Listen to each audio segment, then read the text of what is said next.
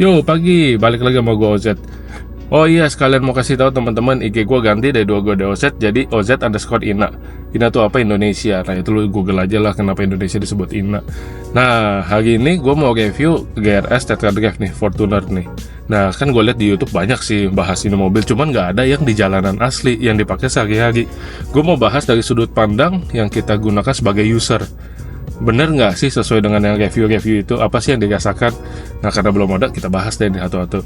Nah, kita mulai ya, kita bahas satu persatu dari nanti eksterior, interior. Cuman mungkin interior gue nggak terlalu gimana, gue lebih bahas ke customer experience. Guna nggak sih, bedanya apa sih gitu. Oke, kita lanjut dulu ya.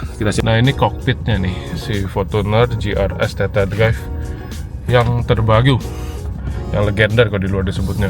Speedometer warna merah, kalau yang biasa kan warna biru, ini warna merah, stitching merah. Ini apa ini namanya, Android Auto atau CarPlay, ya basic multitainment, ya kayak gitulah ya. Bisa otak-atik, di dalamnya bisa nonton YouTube, Netflix, Maps, anything lah, anything basic sebenarnya, nothing spesial. Nah, ini udah di black out atasnya, sama udah sih sama ini ya, ini yang lagi kemarin banyak bahas nih, udah kayak Alphard, jadi dia bisa kayak dashcam juga nih. Nah, ini settingnya agak susah nih awal-awal, cuman lama-lama kode itu terbiasa, tinggal di swipe. Nanti ada tombol, pencetnya tuh di bawahnya. Gue pencet di lambangnya ternyata nggak bisa-bisa, dan pencetnya di bawahnya gitu. Nah, ini kita belok kiri dulu sebentar. Ada sepeda di sebelah kiri gue, jadi agak kagok. Oh ya, itu 360 nya tuh langsung kasih tahu kalau belok. Ya itu sepeda, fitur lama ya, di Fortuner lama juga udah ada. Nah, cockpit kayak gini kurang lebih, masih full standar. Joknya itu tengahnya sweat, sisanya ya oke lah begitu. Oh ya, multitainment RSE sebutannya, RSE yang ini nih, yang atas ini nih, kita kalau langsung play YouTube atau Netflix itu nggak langsung nyala suaranya, jadi lu mesti connect Bluetooth ke depan. Kemarin gue cari-cari juga gimana caranya, ternyata cara bunyi supaya speakernya nyala dari RSE lo connectin ke Bluetooth ke depan. Itu banyak tutorial di YouTube. Sama untuk konekin internetnya juga dia nggak otomatis, lu mesti tether ke built-in, dia punya apa sih, head unit ya sebutannya, itu kan dia dapat kuota tuh 150 GB, lu tether ke situ. Nah, dia otomatis nanti kalau udah sekali udah connect terus gitu. Nah, ini banyak anak sepeda nih hari ini nih, kan hari Minggu kali. Nah, udah gitu aja sih sebenarnya, simpel ya kalau dari segi entertainment dan sebagainya, nggak terlalu banyak gimmick, nggak terlalu banyak fitur maksudnya, lebih ke fungsional. Nah, nanti sebentar kalau jalan udah enak, kita coba tes fungsi-fungsi lainnya ya. Nah, ini di jalanan JGC itu bumpy, jalanannya kayak Kelapa Gading kurang lebih, banyak tambal-tambalan, bata blok gitu-gitu. Kalau suspensi ya kan, suspensi kita tuh selalu dibahas tuh, JR Sport katanya suspensi JR Tune dengan monoshock yang monotup. Kalau menurut gue emang ada improvement, yang gue rasakan dengan yang standar yang lain itu emang ada improvement, dia lebih firm sedikit, lebih stabil, jadi less bumpy, less bouncy lah. Nah, jadi ya kalau dari segi gue emang lebih enak, betul, gue setuju dengan klaim dari Toyota atau teman-teman lain yang udah review kalau ini lebih enak dengan suspensi, itu betul, untuk standar lebih enak. Cuman mungkin untuk lawan aftermarket kayak mungkin YSS atau Bilstein ya jauh, masih beda, tetap kualitasnya nggak bisa nyanyiin itu. Cuman kalau dibanding dengan standar, ini improvement, itu bener lah, istilah gue udah nyobain tuh. Biasanya di sini kalau untuk yang lain lebih apa ya, lebih gitu loh, lebih bonci ya, lebih gak enak lah, bukan gak enak ya, lebih ngayun, cuman ini lebih firm. Bahkan untuk kecepatan yang lumayan hampir 60 tuh, dia cukup stabil, cukup oke. Jadi ya JR Tune dengan monotup itu oke. Karena mas tau gue, monotup itu adalah suspensinya lebih keras, lebih firm dibanding twin tube. Kan kalau yang biasa kan twin tube. Nah, tapi untuk lebih detailnya mungkin ahlinya suspensi bisa lebih bahas. Cuman dari gua sebagai user ya itu improvement oke lah. Sedangkan untuk sisi rem, kemarin gua lihat bandingin sama Oliver punya 88 VRZ, dia kan pakai 1 GD juga. Gua sih belum lihat beda yang signifikan ya, karena itu kan udah malam juga, udah gelap jam 1 malam. Jadi mesti dibuka. Kalau dari segi feel ngeremnya sih menurut gua sama nih. Ini kita ngerem kayak gini. Ya gue lupa sih ya, Fortuner udah lama nggak pakai ya. Dulu terakhir itu kan Innova BBK, beda nggak saya samain. Tapi ya untuk pengereman standar cukup. Cuma kalau dibandingin sama yang lama lebih enak nggak tahu gue. Mesti dibuka dulu karena gue juga penasaran, nanti kita lihat lebih lanjut pas ada kesempatan untuk buka. Cuma kalau feel yang langsung kayak ride quality dari suspensi dia ada improvement. Betul. Nah ini kan kayak gini jalanan tuh.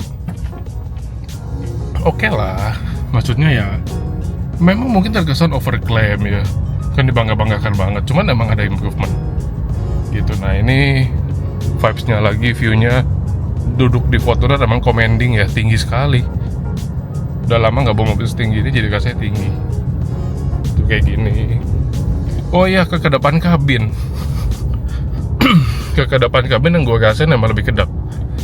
Dia lebih apa ya, dulu itu kayaknya ini sih gue nggak ada alat tes, cuman dari feeling aja ya biasanya lebih kedap ya, nggak tahu mungkin masih bagus juga kali ya, plastiknya kagetnya masih bagus, jadi kayak berasa lebih kedap ya. Semoga hopefully emang beneran lebih kedap, semoga.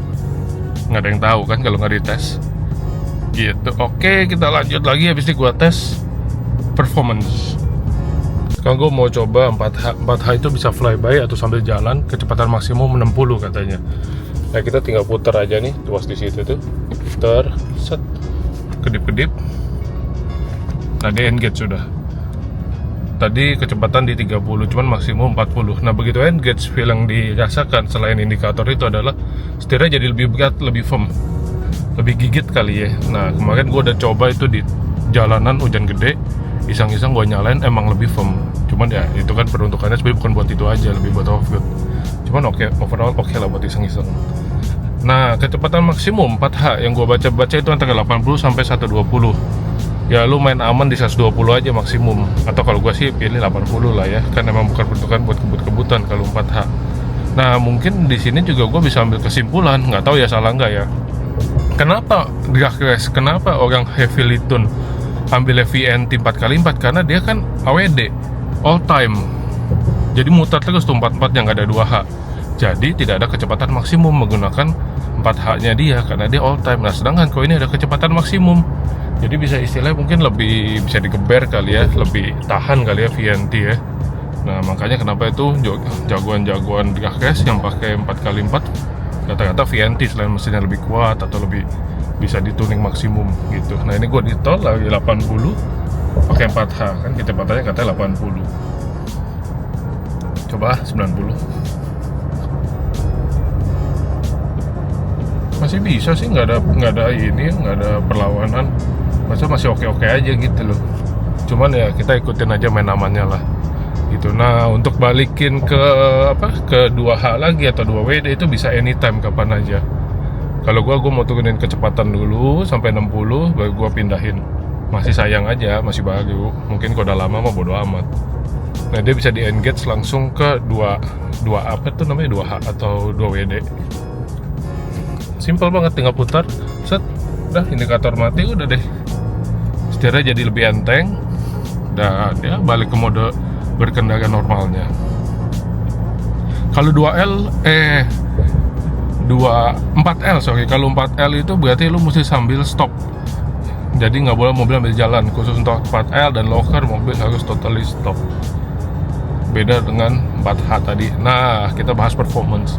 1GD standar, bagaimana performance-nya? Nah ini teman-teman, kamera agak goyang-goyang karena gue belum ada mounting di mobil ini, jadi harap maklum lah ya. Oke, performance balik lagi. Performance biasa aja, underpower kalau menurut gue. Mungkin karena gue udah biasa pakai yang biturbo, jadi ini ya lemot. Satu kata itu udah lemot. Tapi kalau untuk dalam kota mungkin kita pemakaian normal cukup sih. Cuma kalau lihat gini kan gatel ya pak ya. Tenaganya kayak kurang gitu, ke digas kok ya gitu-gitu aja. Ya cuman itu preference lah, balik lagi lah. Lo tinggal remap beres, bener kan, naik WHP-nya juga lumayan. Nggak suka cumi-cumi, minta les smoke. Sebenarnya cumi-cumi itu kan pilihan. Lo bisa minta tuner, saya nggak mau cumi-cumi dong, bisa nggak? Ya bisa-bisa aja. Mau cumi-cumi dong, ya bisa-bisa aja, itu pilihan kalau masalah performance seperti itu. Cuman kalau untuk standar itu kalau nggak salah cuman 140 WHP. Kan kalau di browser kan 201 HP, WHP 140. Ya begini, nggak ada lemot, dibejek ya jalannya gitu-gitu aja. Jadi ya kadang kalau mau overtake atau apa ya lo perhitungkan dengan baik. Kalau menurut gue untuk remap diesel itu udah kayak hal wajib nggak sih? Cuman masukin tuningan doang, di IG Map udah deh beres, udah enak lagi, udah jauh lebih better lah, jauh lebih enak dengan modal cuman mapping doang. Ya gua sarankan sih minta Lesmok lah ya, biar gak annoying gitu. Jadi kalau performance deh gua gitu-gitu aja, udah oke untuk standar.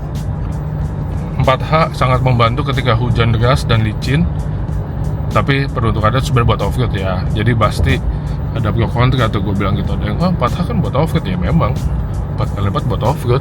Cuma kalau udah ada fiturnya di mobil, lu bisa pakai, kenapa nggak dipakai? Udah dibeli ya kan? Gitu. Nah next kita bahas tentang apa lagi nih? Udah 4H udah, mesin udah, ya kayaknya udah ya. Cukup ya sampai situ ya videonya ya. Jadi kita udahin dulu ini videonya sembari gua nyetir sambil berjalan. Overall GRS Tetra Drive itu sangat rekomen. Puas lah, dapatnya susah, makanya puas. Harga jual tinggi bro. Toyota lah ya, udah Toyota Tetra Drive, harga jualnya tahan. Kita kasih lihat vibes-nya dulu. Vibes sama seperti Fortuner pada umumnya. Cuman mobil, ya mobil standar empuk sih. Kalau kita udah ganti-ganti kan agak keras ya. Gitu.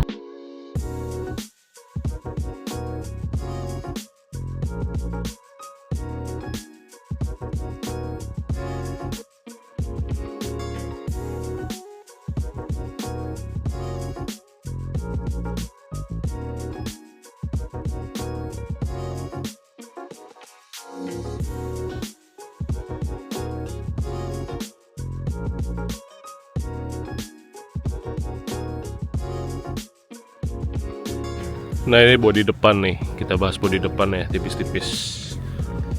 Lampu udah dapetnya legender, jadi ini DRL nya nyala terus kalau siang, kecuali kalau lampu nyala atau lampu senja nyala dia mati. Ini udah putih, cuman biasa diganti sih supaya lebih terang. Cuman bawahnya juga udah oke sih, sebenarnya udah oke. Di sini masih gede tuh space kosongnya. Jadi kalau buat tetap bulat, buat tamu masih sangat cukup. Intinya masih gede lah, lu bisa taruh apa aja, tekstur dan sebagainya. Ini ada kadarnya, cuman ya itu biasa. Yang menarik yang gue penasaran tuh ini nih, GR Sport Capiller.